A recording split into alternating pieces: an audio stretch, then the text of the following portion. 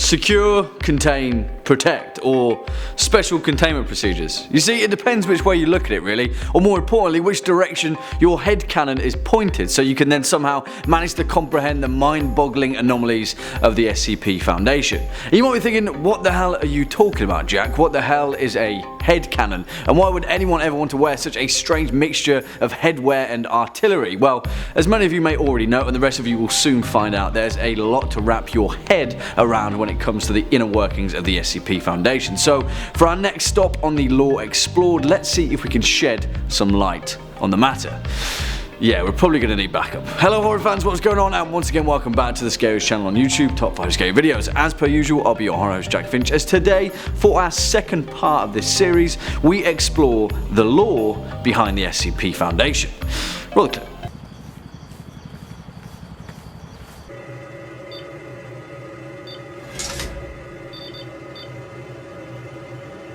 For the curious amongst you, that clip was from a fan-made short movie doofily named SCP Dollhouse, written and created by Evan Royalty, which you should certainly check out because for an independent piece of cinema, it's incredibly well made, but most importantly, it shows an understanding of the subject matter made by a fan for fans of the SCP Foundation. As you will soon realise, that is an incredibly important modicum as we step into this world. We'll leave a link down below so that you can wrap your ocular lenses around it for yourself, and that also leads us to our first and most important point. What the hell is all of this about? Anyway, you keep saying words, Jack, but all I'm hearing is SCP. Now, whilst I understand that we'll be delving deep into this particular organisation, I also understand that we'll have to bring everyone else up to speed. So for those of you that don't know, let's have a quick history lesson. Way back when, in 2007, during the simpler days of the internet, when Newgrounds was still in full swing and World of Warcraft wasn't quite a pandemic just yet, something was happening over on the Paranormal X boards of 4chan. It was a place known for its relatively imaginative taste in horror, more science fiction than the supernatural, a place where sci-fi was obtusely blended with more off-the-wall interpretations of horror, shall we say, and a place where creepypastas were quickly becoming a dime a dozen. Tree Dog, Ted the Caver, Polybius, you see, the more gloomy corners of the internet had been saturated for quite some time with the same old tried and tested formulas of long-form chainmail horror. People wanted something new, and whether a particular episode of David Tennant's Doctor Who had something to do with that, we may never know. But then this arrived, a post simply titled SCP-173, seemingly a meta-document of an organisation whose sole purpose was to contain this strange entity titled 173, a creature made from concrete and rebar. It appeared to be some sort of statue of unknown origin that, unless eye contact was maintained with it at all times, would just snap your neck. The document was short enough to pique many people's interest, but also just long enough to allow for the gears of imagination to begin turning. What was this place? Who was behind this organisation that seemingly had at least 172 other creatures like this under their containment?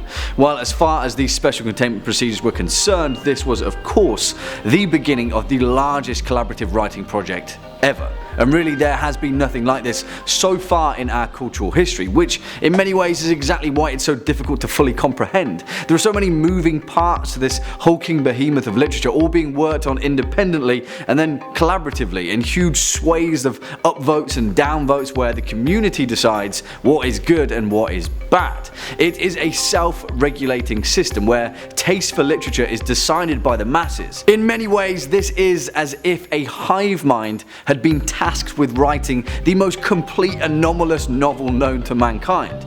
And that's exactly what we've got. The SCP Foundation, now in its most complete form, is an archived wiki that has compiled over 4,999 of these entries, and although in a relatively long hiatus, it is still being worked on. Now, whilst there are nearly 5,000 of these separate entities, items and phenomena clearly detailed and documented, there are also tens of thousands of supporting documents, each of them slightly augmenting any given SCP entry. And if this sounds like the kind of casework that would rival even the FBI, that's because that was exactly the intention. How do you create an organisation whose sole purpose it is to scour our planet hell, even other dimensions, to round up all of the things that go bump in the night while still managing to diligently do the paperwork?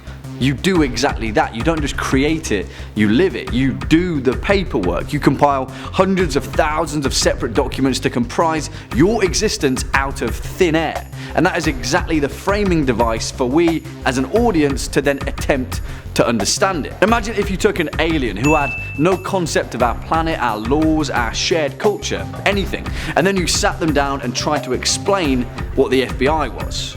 Yeah, well, instead of that, imagine saying nothing to them, throwing them into a dark room and just giving them a box of documents, archived records for them to work their way through gradually.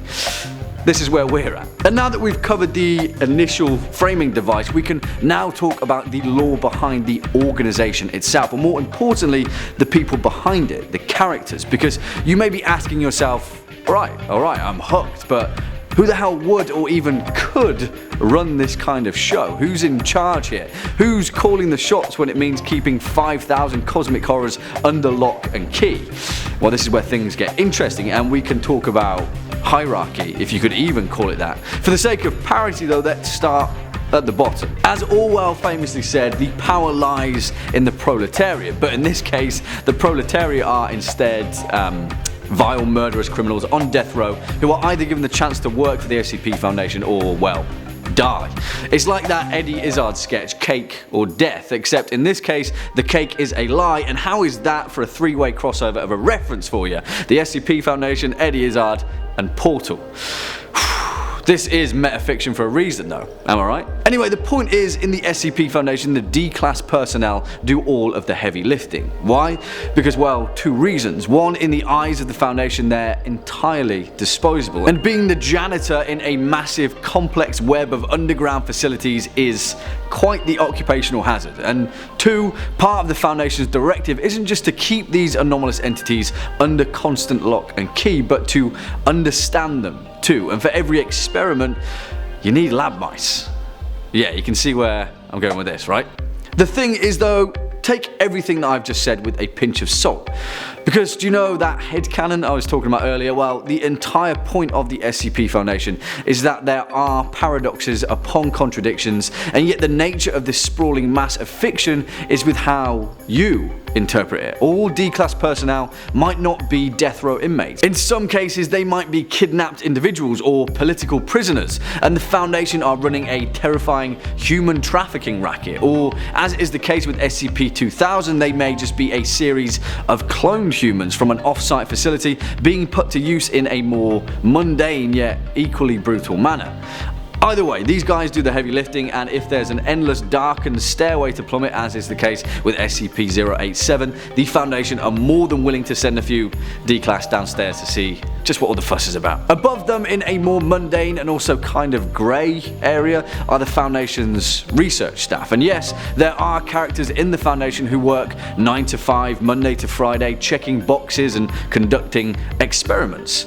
But that's not all there is to it. Now, this one is really going to be difficult to touch on because, well, put it this way, if we jump out of canon for a moment, the core group of people who started the SCP Foundation wiki back in 2007 and 2008, well, whilst they are researchers in both the literal and meta sense, they also have in-world characters that kind of fit into the same role, but also completely blow the doors off it. You see, whilst they were administrators in the literal sense, running the SCP Wiki from a technical perspective, in the canon of the Foundation, they also had their fictional counterparts, doctors, research staff, Dr. Bright, Dr. Mann, Dr. Clef, Dr. Kondraki, and many, many more, all written and woven into the many SCP entries and their supporting documents. Although they kind of are, to call them just research staff would be completely sidestepping their function entirely, and because of that, we'll probably just jump up to the next rung on the ladder. Because although these are very valid indicators as to who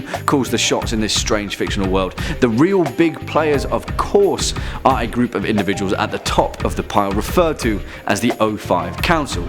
And no, there are not 5 of them, there are in fact 13. And yet the 5 in their name refers to their level of security clearance. 1, 2, 3, 4, 5. There is none higher, and if you read a particular entry titled O5 Command Only, then, well, you know it's going to be a good one.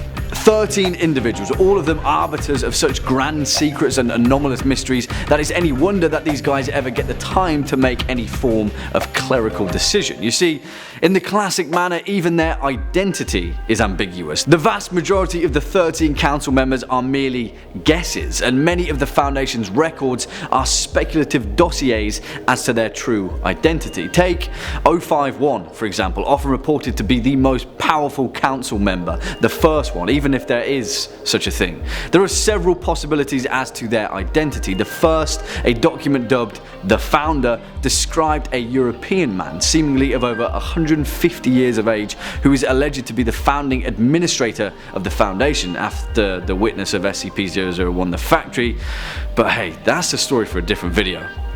Told you it was complicated. Contrary to that, 051 could also be a woman named Eve, an individual of ancient Sumerian origin who claims to be Adam's third wife and is anywhere between 10,000 and 15,000 years old. And yeah, that's a head scratcher. You see, the truth of the matter is we can only partially cover the massive mechanics that surround these individuals, and yeah, more than likely we're going to have to do more than just one part of this Lore Explored series, because solely focusing on who the hell the O5 Council could possibly be, if that's even possible to discern, because I'm not entirely sure if it is. You see, the point is, when we talk about headcanon, this is exactly what we mean. If this entire video seems loose and ambiguous and not entirely sensical, that's because that is the Foundation's intention. Its very nature lures the curious mind to keep digging, scouring through records, finding small compendiums of information and compiling them into larger, more fully formed areas of imagination.